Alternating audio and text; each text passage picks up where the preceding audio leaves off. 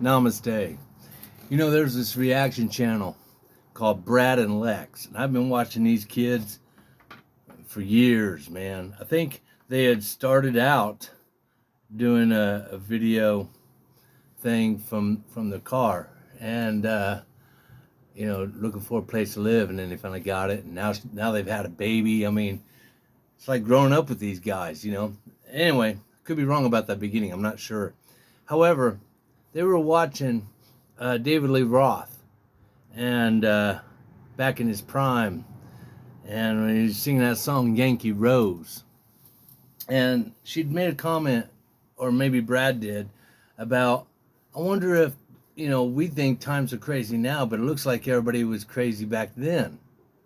Here's the difference from a man who lived through the 80s, okay, as a teenager. The 80s were crazy, but in a fun way, all right?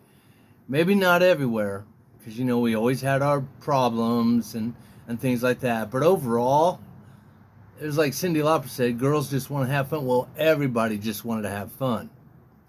It was supposedly the me generation back then. Well, I got news for you. Nothing is more selfish than this generation we're living in right now. But besides that, the 80s were crazy cool. Even though I didn't appreciate them near as much because of going through school, being a loner, being a quiet kind of person, going through some bullying, not knowing who I was, and, just stuff like that. But man, the music is what did it. And then once I started learning how to sing to Iron Maiden, Judas Priest, Journey, Queensryche, Lizzie Borden, Fates Warning, the world opened up, And of course, MTV was at its best back then because it was just about music videos. You had Headbangers Ball. You had the rap show that they had on there, man. That was fucking badass too. That is what's missing in this world today. And we're locked onto our phones because TV pretty much has screwed us. The 80s were a blast. Looking back on it, yeah. And I went through some really personal, terrible times. However, I can easily look over all that because, man, what a great time to be alive it was.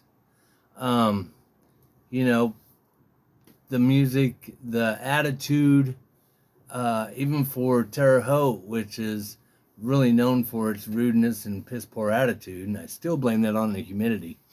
We were having a blast, we were having a great time, and long hair, we smoked our weed. We never had a bad experience on weed, man.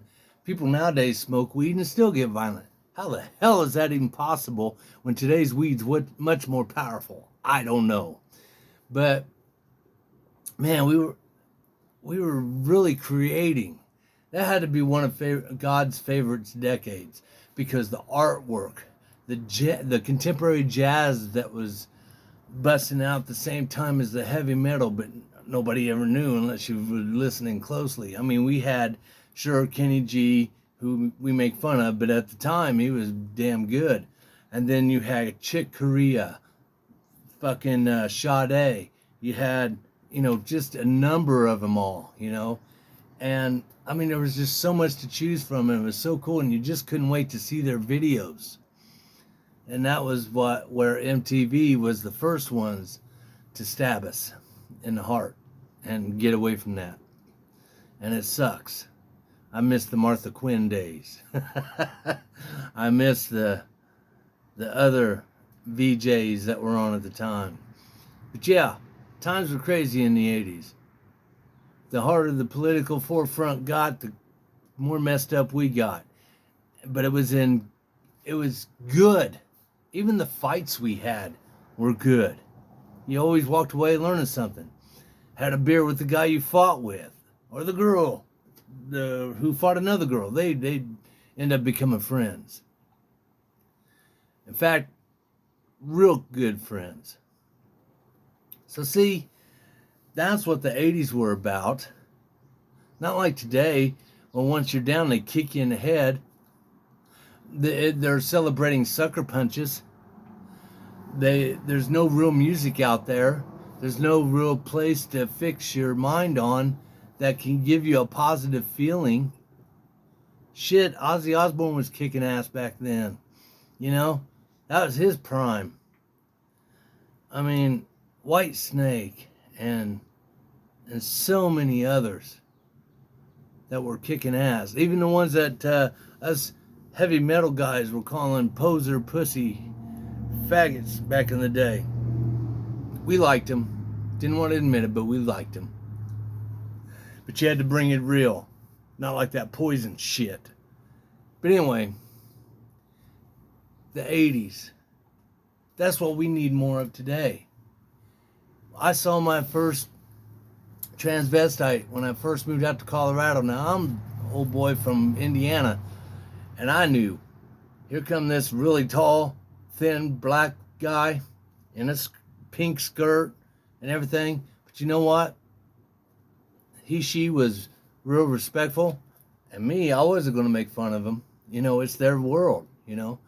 Plus, it's embarrassing. As Eddie Murphy says, it's pretty embarrassing shit to get your butt whooped by a queer.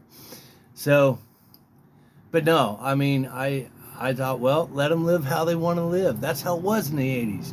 You do you. Even before you do you became a phrase. You just did yourself, but you didn't have to force anything on anybody else.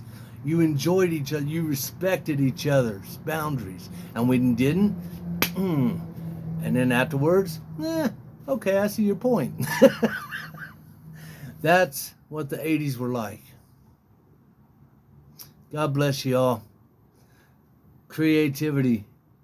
That is what we're here for, and to be here for each other. And I love each and every one of you. Have a great day.